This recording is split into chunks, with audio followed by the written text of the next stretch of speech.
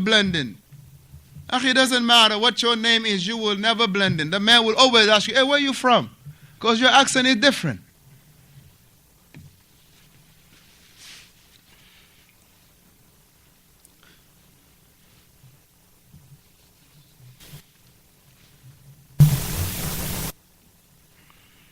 Shaykh Fawzaan hafidhahullah, he said, it is incumbent upon the Muslim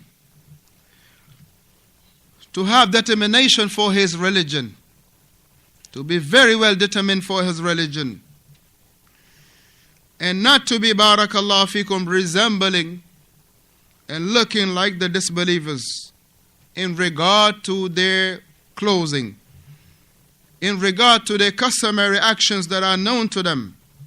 And he say, but even worse than that, وَأَشَدُّ مِنْ ذَلِكَ, and what is worse than that in resembling them? In their acts of worship. What is an obligation upon us, walhamdulillah, is to have determination for our religion. To be very well determined for our religion. And not to be resembling the disbelievers. Whether it is by way of their clothing, or whether it is by way of their customary actions. Whether it is by way of their customary actions. For instance, you find the kuffar, when they eat, they will take the fork on their left and the knife on their right, and they will eat with their left. Right? You find Muslims, well, unfortunately, they want to show that they fit in. Right? They're civilized. We're civilized. We eat on the table. We have forks and, the knife on the right. Okay, all of this, barakallahu fikum, is to have some low self-esteem as far as your religion. We have been given enough. As Ibn Mas'ud said, لَقَدْ كُفِيتُمْ, you have been given sufficiently. You have been given enough. So ittabi'u, follow the sunnah. And do not bring about innovation. Ittabi'u wa la tabtadi'u faqad kufitum. Follow the sunnah. Follow the sunnah and do not follow, barakallah fi, innovation and deviation. Do not deviate. Do not innovate, for indeed you have been given enough. So what is an obligation upon the Muslim is to have, alhamdulillah, determination for his religion. And he is not to be having no likeness, no resemblance with the disbelievers in their dress code or in their customary actions that are known to them. And he say, but worse than that is to have resemblance with them in regard to their religion. He say, and how is it that we resemble them? It is بأن نحدث في ديننا. He say, it is that we bring about in our religion, we innovate in our religion, that which, barakallahu fikum, ma indahum min al-bid'ati, to bring in our religion the likes of that which the disbelievers have of innovation in them, the likes of the Mawlud, celebrating the birthday of the Prophet, or celebrating birthdays, celebrating of birthdays. He said, this is indeed resembling the disbelievers. Those alladhina yahtalifuna bimawlid al-Masih. Those who are celebrating what? What they call Christmas. What they call the birthday of Isa alayhi salatu wasalam. Indeed, the celebration of the birthday of the Prophet alayhi salatu wasalam, it is nothing but resembling and copying the Christians in celebrating the birthday of Isa alayhi salatu wasalam. It's just like being copycats, resembling the Christians in what? In establishing the birthday of Isa alayhi salatu wasalam and celebrating and commemorating it. He says, فَنَحْنُ, as for us, we do not resemble them in their customary actions, in their عاداتهم, في عاداتهم وعباداتهم. We do not resemble them in their customary actions, nor we resemble them in their acts of worship. He say, nor do we resemble them in their clothing that are known to them. What is known to the disbelievers is what? That they will be dragging their pants. We don't resemble them in that. We do not resemble them in regard to what? Dragging our pants. Likewise, remember this hadith. The Prophet ﷺ, when he was talking about growing the beard and trimming the mustache, he made a similarity or a similitude of what the Christians and the Yahud do. He say raise, meaning raise the lihya. Raise the lihya, let it grow. Why? Because the Christians, that they will let their mustache grow and they will cut their beard. The Christians, they will let their mustache grow and they will cut their beard. Amma the Yahud, that they will let their mustache grow and they will let their beard grow also. So for the Muslim, alhamdulillah, to be different from them, that he has to do what? Trim his mustache and let his beard grow. So this is an obligation, alhamdulillah, upon the believer. It is not about, this group or that group. No, it is about the sunnah of the Messenger, alayhi salatu wasalam. It is about the obligation of Allah, tabaraka wa ta'ala. It is about the obligation of Allah, tabaraka wa ta'ala.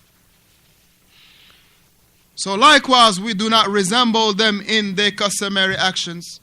No, we don't resemble them, which is worse, to resemble them in their deen aspect, which is far worse.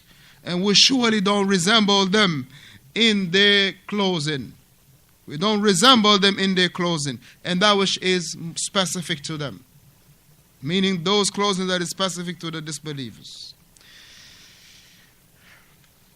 Now, inshallah ta'ala, the next point that is, inshallah ta'ala, Shaykh Fawzaan is going to bring is those matters now that is permissible. The interaction between the believer and the disbeliever. Those things that are permissible. Insha'Allah ta'ala, we already mentioned those things that are a no-no between the believer and the disbelievers. And the second point of it, inshallah, is those things that, barakallahu fikum, is permissible to interact with the disbelievers. Like, alhamdulillah, hiring a disbeliever or being hired by a disbeliever. Working for a disbeliever or having a disbeliever work for you. Things like this that are permissible, alhamdulillah. Insha'Allah tabaraka wa ta'ala, our next sitting, this is indeed bi'idhnillahi tabaraka wa ta'ala where we're going to start from, which are from those matters, but alhamdulillah, in regard to the al-mu'amal bihi ma'ahum, from those things that it is yajuzu, that we interact with them. Those things that is permissible, that we can interact with the disbelievers. And alhamdulillah, this is to show that Islam is not that you're going to take one thing and then run with it. And this is what the Khawarij, they had made the mistake. This is what the Khawarij have made a mistake. They take one ayah and they will run with it. Not to barakallah fikum take other adillah, other proofs and evidence. But rather the Muslim, he will take all the proofs and evidence. Walillah alhamdu wal min, alhamdulillah, for his deen to be upon clarity. If there was any mistake that I have done, indeed there are, I believe so. Please rectify me with the proofs and evidence. May Allah tabaraka wa ta'ala rectify you in your affairs and grant you his tawfiq. If we can take maybe 2 brothers or 3, inshallah, to mention alhamdulillah what we just said. Na'am Aba Munir alayhi salatu salam. Na'am, man tashabbaha biqawmin, whomsoever resemble a people, he is from them. As this hadith, Imam Ahmad, Imam Abu Dawud rahimahumullah, and Imam Albani rahimahullah, he authenticated it. May Allah have mercy upon all of them. Na'am Ahmad.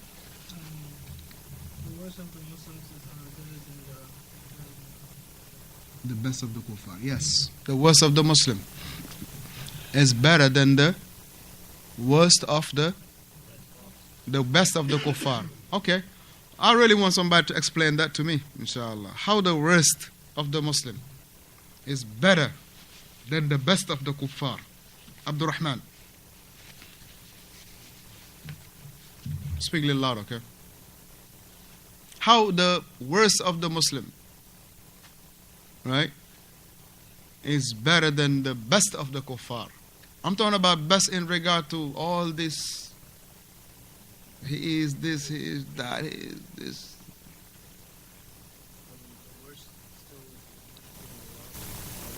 The worst is still worshiping Allah.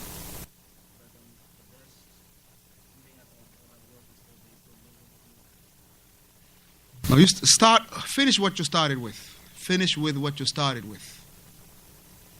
Be quiet. Finish with what you started with.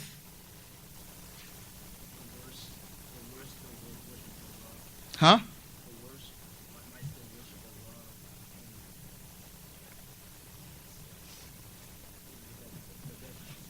Huh? Muhammad?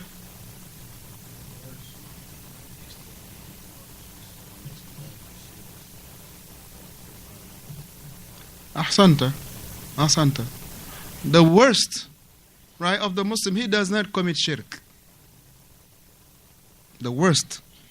He doesn't commit shirk. The worst of the Muslim doesn't commit shirk. The best of the kuffar commit shirk. The worst of the Muslim does not commit the worst of the crimes. The best of the kuffar commit the worst of the crimes. You understand? The worst of the Muslim does not commit the worst of crimes, which is what? Shirk. Inna shirka la dhulmun azim. But the best of the kuffar, with all these this sifat that you can give him, he is this, he is that, he is this, he is, you name it. The list go on and on and on of good character, moral conduct, this and the third. He commits shirk on Sunday and every day.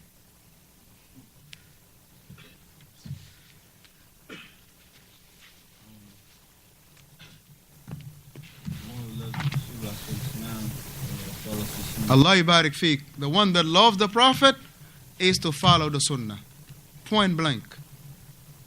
Loving the Prophet is, and it's a claim that barakallah fikum, every Muslim have that claim.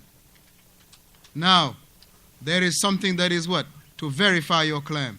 Which is what? To follow the Prophet alayhi salatu wasalam, Muhammad.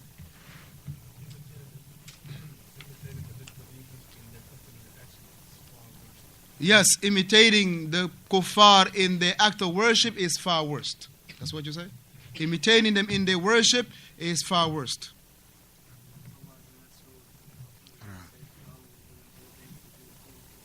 Allah yubarik fi. Abdullah ibn Mas'ud, he say, follow and do not innovate, for indeed you have been given enough. Abu Sufyan, ittabi'u wa la tabtadi'u.